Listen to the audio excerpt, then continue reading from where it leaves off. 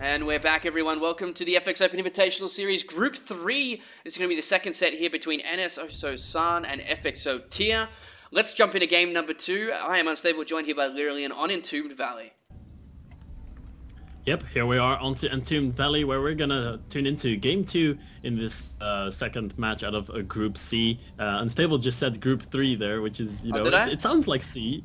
It sounds like C, but hey. Okay.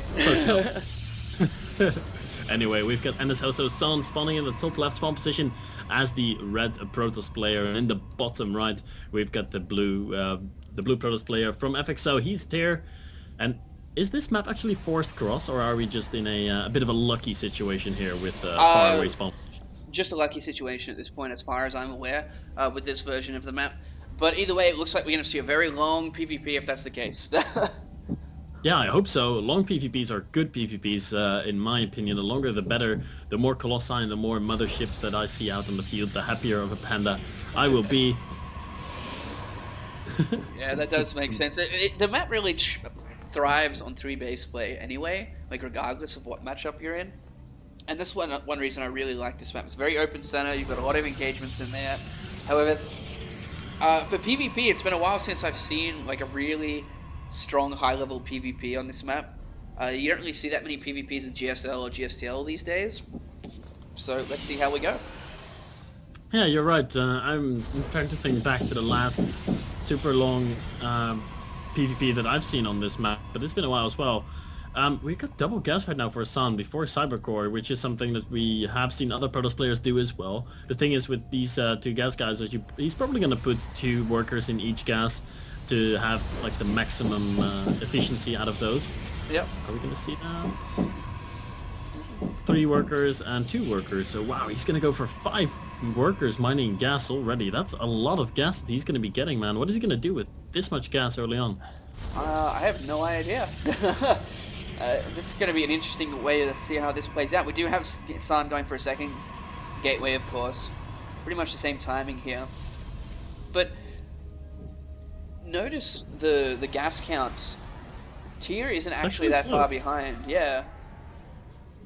Huh. That's funny. 50 gas, that's it. Wait, actually no. There's like no gas change. They've both got their warp gate, they've both got their stalker, and that's pretty much it. Okay, well, it looks like these openers are gonna play out to be pretty even after all. No big gas advantage for San. He's probably gonna be playing this game pretty normal. This probe out of San is gonna be taking a bit of an unusual scouting route here, as he's gonna be scouting the bottom left spawn position first. Of course, like we said, no forced cross on this map, so both players will have to check everywhere for everything. The first stalkers for both players now hitting the field, and they are both going for a double sentry after this. Wow, that's pretty much the same build. Yeah, very interesting. I have a feeling these guys just want to expand quickly, because with the double sentry you will be able to like force field this bottom ramp rather than just the main top one. And there's a robotic. It looked like a forge for a second, then I was like, wait a minute, that's not right. But it's a robotics facility coming out from Tear. Oh, actually, the probe's going to skip in here. Is he going to see this robotics facility time? No. Oh, maybe. Did he see it? No, I don't think so. No, just barely didn't. Like, the animation is actually in his vision, but, like, the base of the building isn't. Yeah, he got tickled by a sentry for like half a second though, so maybe he noticed that there was a sentry there. The build that both players are going for is very similar. There's only one difference. Tear is going for robotics before Nexus, and San has gone Nexus into robotics. So a bit of a more of a greedy build by San here, as he sits on the top of the ramp with his 4 sentries. Is there going to be warping in this many sentries as well? Is he going to go for 4? Looks like he is. Yep. 4 sentries for both players, and they are going to be going for their observers, immortals, a few extra gateways here and there, and looks like we're set for another at least 2-base PvP. Yeah, it does look like it. Alright, so we got a 3rd gateway coming up here for San, same for Tear, and where are we going here? We actually have San skipping an observer going straight for... Oh, Tear tried to catch that stalker, but was not quick enough. The force field slightly out of position, didn't actually catch it. But like I was saying, what is going on there? Someone banging on your door. Yeah, Yeah, there's someone in the room next to me is doing something with a hammer and a few bolts, I think. All right, I'm going to mute you for a bit, and I'm just going to carry on and finish this cast, and then we'll see how we go in a couple of minutes when it seems to be done. Alrighty? Good luck, have fun. Alrighty, so we'll let Lillian figure out what's going on there in the background, as it's started to get quite frustrating. Anyway, looking here at the worker counts, we've got 32 to 32. Both of them have pretty much even. However, Tia does have his immortal out a little bit quicker. He's going to have an extra immortal because of that robotics facility being a little bit quicker than the Nexus compared to San. We do have a warp prism on the way now, though, for San, as well as a robotics bay. So going for that tech a little bit quicker. Will Tia be able to actually defend against this warp prism coming out? He did okay about it last game. So I have... Ooh, did he just... Yes, he did. He just got that observer here for Tia. Did Tia actually get to see that robotics facility? No, he didn't. So he has no idea what's going on. We have San moving out into the middle of the map now. Tia going for a Stargate this time. Where is the Stargate? He's hiding. Double Stargate behind here. This is going to be interesting. We do see the fact that San is moving out and that Tia won't have as big of an army. 32 supply to 21. And he does have another observer out on the field now, but he needs to be very careful because this army, especially with this warp prism, if he's going to drop up into the high ground. And I think that's exactly what he's going to do. 2 sentries and an immortal are going to go all the way into the main. He's going to be able to scout this double Stargate.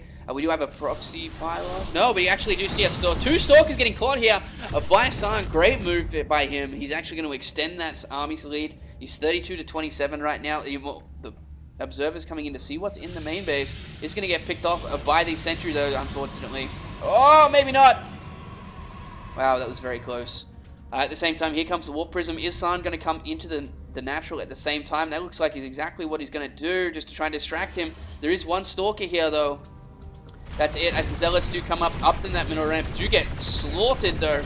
And here come the sentry and the immortals. He's got force fields going down. He's actually catching quite a few probes. He's actually going to get caught. But oh, he's leaving the immortal behind.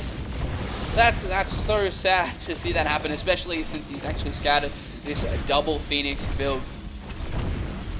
And the immortal does get picked off. San decides to turn tail and go home. He's of course got warp prism speed now to get away from these Phoenixes. Won't be able to completely outrun them. However, he will be able to do a little bit more than he expects.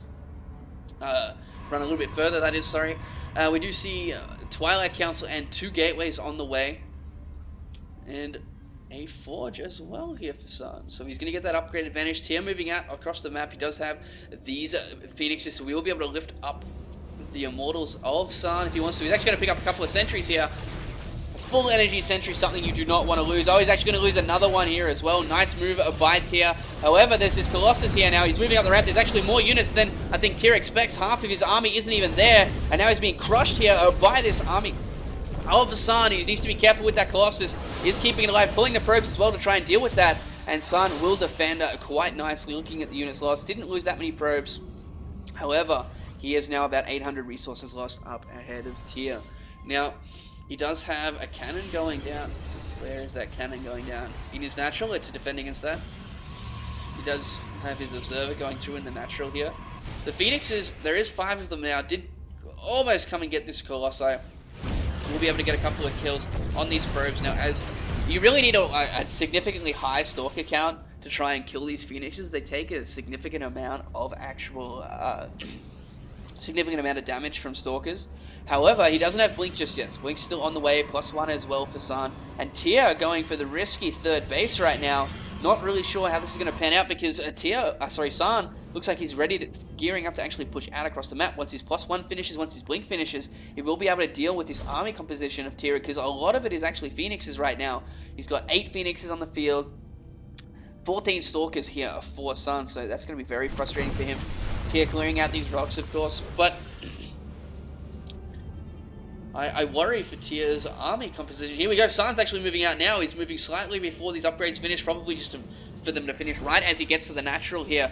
He only has that 1 Colossus, but he does have that Warp Prism as well. Here come the Phoenixes into the natural, yet again getting a lot more probe kills, but San just does not care. He's actually willing to lose them because the more energy that Tia uses on those probes, the less he'll have in this main engagement as San is moving out. He's got so many Stalkers here right now. Where is that Warp Prism? There it is. It's on the left-hand side. He might actually go into the main as soon as he engages down here at the front as well. Tia knows what's going on now. He's seen that. He does have Blink now. Oh, the Phoenix is actually getting caught by a lot of those there. Trying to get that Colossus. Do get the Colossus, but he lost so many Phoenixes there. They didn't have much energy, so it's probably not going to make that big of a difference, but he does have that Observer on the high ground. Where is that Warp Prism? He's actually coming into the army as well. He's got Blink, remember. This is going to be huge for him because Tia does not have Blink in this fight. And there's a lot of Zealots here as well. 3 Immortals, but the Blink control here from San is just going to tip the tide, I feel. He's just tearing through all of these Zealots. The Immortals at the back as well, doing quite a bit of damage. And Tia trying to lift up what he can, but the army size is just so big right now. Whoa. Don't know what happened there to my game. But he's coming through. He's killing off 2 gateways at the front. The Immortals, there are now 4 of them at the beginning, and it might actually blink forward. There it is, as I was about to say it. Does target down these Immortals, and it looks like they are going to clean things up. Tia's army is just absolutely crumbling right now. Another blink forward by San, and there's just nothing left for Tia. He's dropping his away. He's even in supply, but it doesn't matter. His army is just crumbling here, and it looks like this is going to be it. We are going to have San tie up the series 1-1. GG.